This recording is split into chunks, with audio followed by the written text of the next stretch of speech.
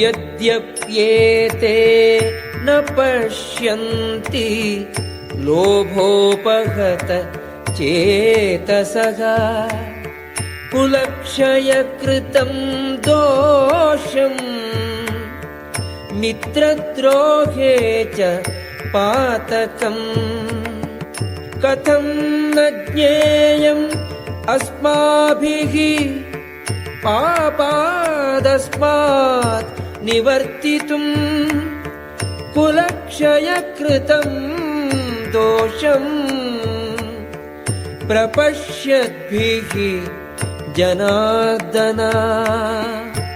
ఓ జనార్దన, లోభచిత్తులైన వీరందరూ కుల సంహారం నందు గాని బంధువులతో కలహమునందు గాని దోషమును గాంచకున్నను వంశనాశనం నందు దోషమును గాంచగలిగిన మేమెందులకు ఇట్టి పాపకార్యమునందు నియుక్తులము కావలెను.